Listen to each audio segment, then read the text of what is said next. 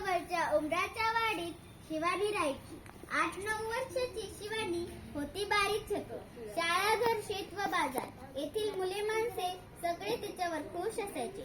रविवारी कुंदापूरचा आठवडी बाजार भरायचा. शेतातील भाजी विकायला शिवानीचे आई बाबा जायचे. सुट्टीमुळे शिवानीही सोबत जायची. शिवानी आईबाबांना हिशोबात मदत करायची आणि मधून बाजारात चक्र मारायची. भजी किंवा भेळ खाणे हा तिचा आवडता उद्योग. एका रविवारी अशीच फिरत शिवानी बाजारातल्या मिठाईच्या दुकानापाशी आली. मिठाई पाहत सहज उभी होती. हलवाई तिच्याकडे पाहत होता. तो गल्ल्यावरून उठून शिवानीकडे आला. पैसे काढ. पैसे कसले पैसे? कुठले पैसे? मिठाईचा आवाज घेत त्याचे पैसे.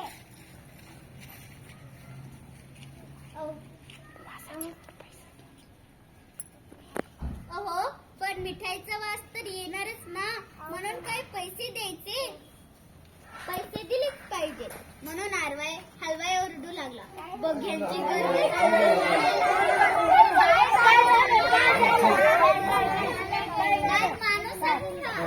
पैसे मागतो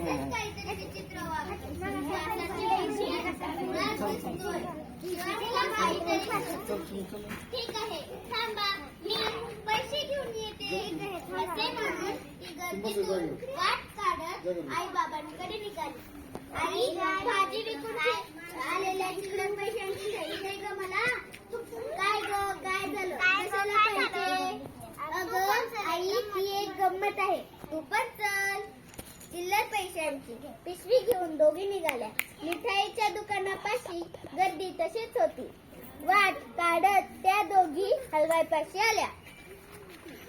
काय झालं हलवाई बाबा?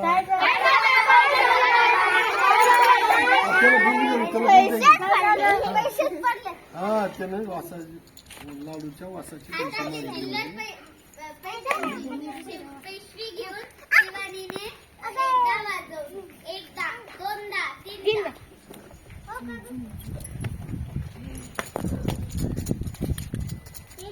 खुळखुळ आवाज आला. गर्दीतले लोक शांत होऊन ऐकत होते. मिळाले पैसे?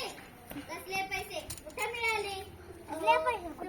मी काय घेतलं? मिठाईचा आवाज. त्याची किंमत काय असणार? पैशांचा आवाज. बरोबर की नाही? बरोबर.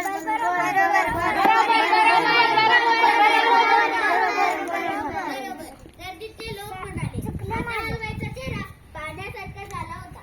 शिवानी मात्र ऐटीत पैशांची पिशवी घेऊन आईसोबत निघाली. धन्यवाद.